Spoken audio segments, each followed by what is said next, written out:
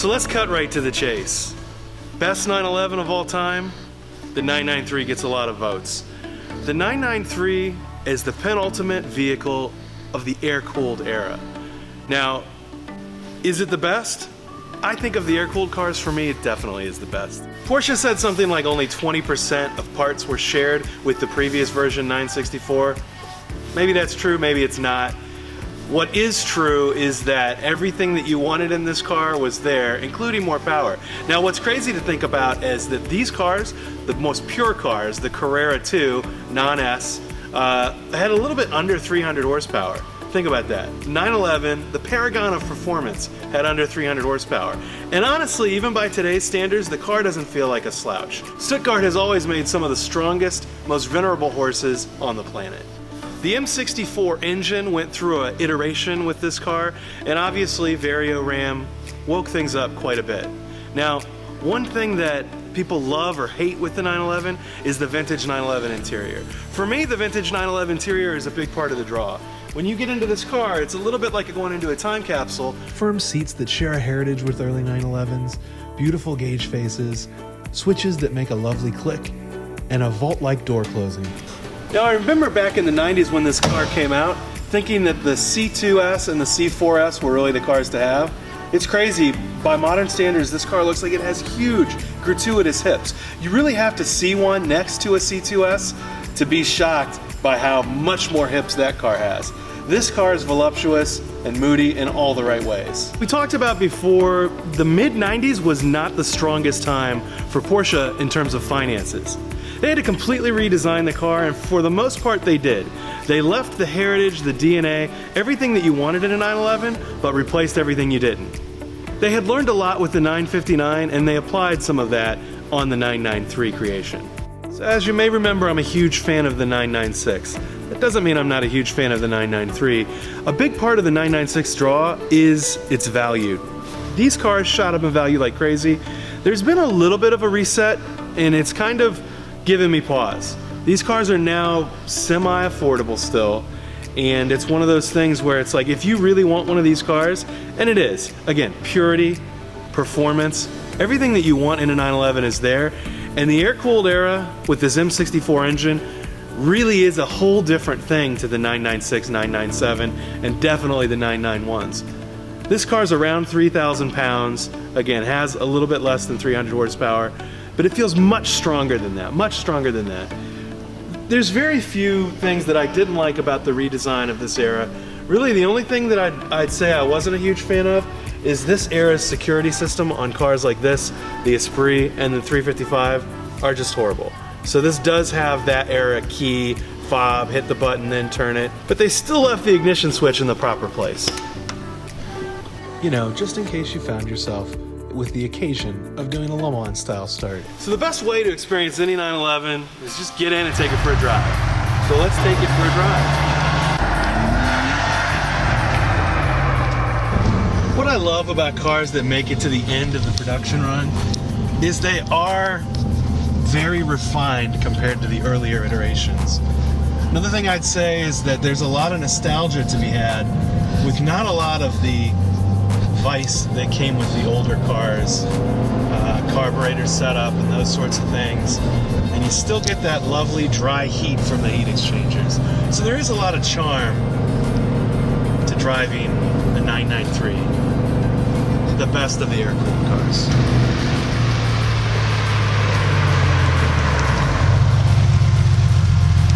To think that this car has its roots back in the humble Beetle is almost unthinkable.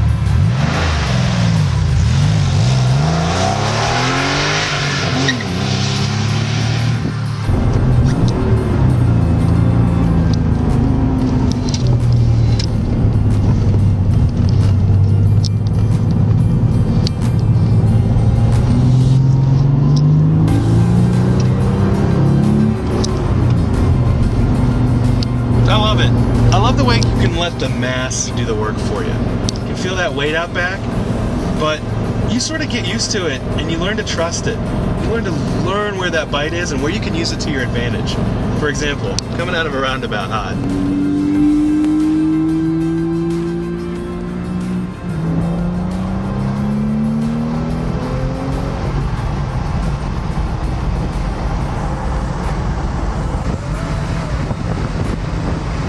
There's no disguising the fact that it's an older architecture. It doesn't feel modern like a 996 or a 997, and definitely miles away from a 991. I think to a large extent, that's why the values of 993s are what they are. It's vintage, and it feels that way in the best possible way.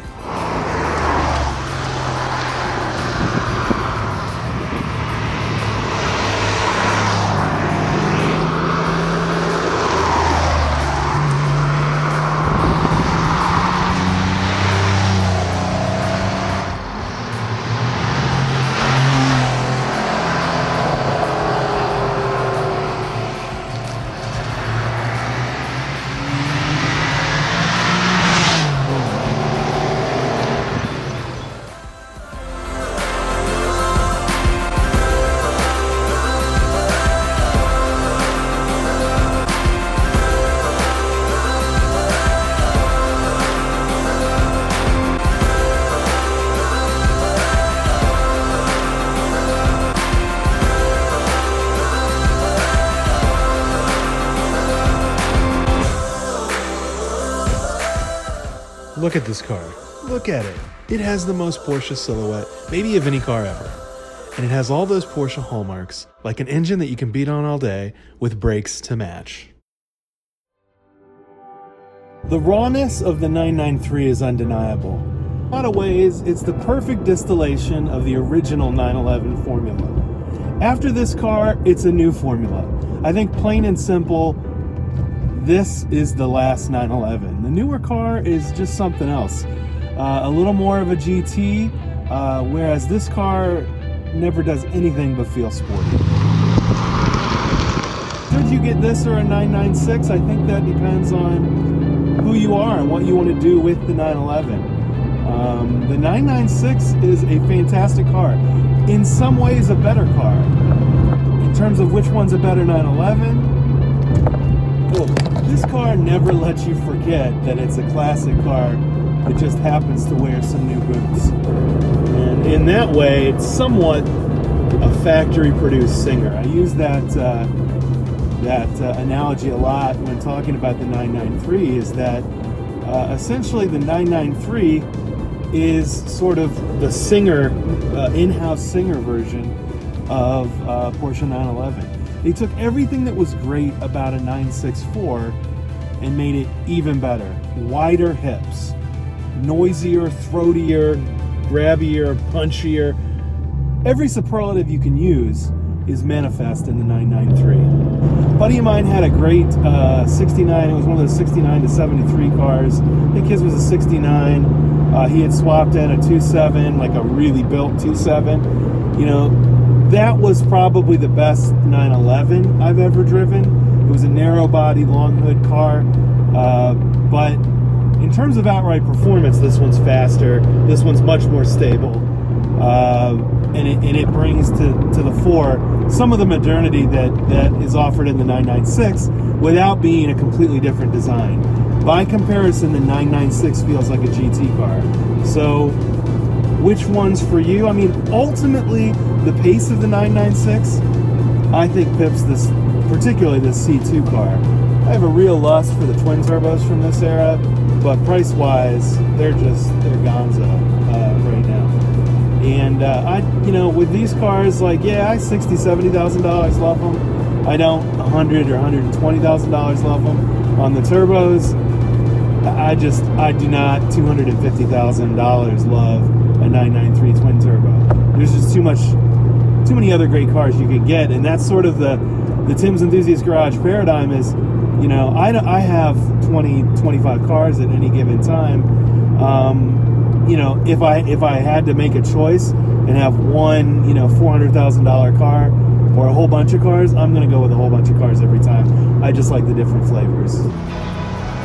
Like so many of the cars that I've featured on Tim's Enthusiast Garage, you can't go wrong having one of these cars in your collection. At the end of the day, it's what ignites your passion. And for a lot of people, it's a 993 911.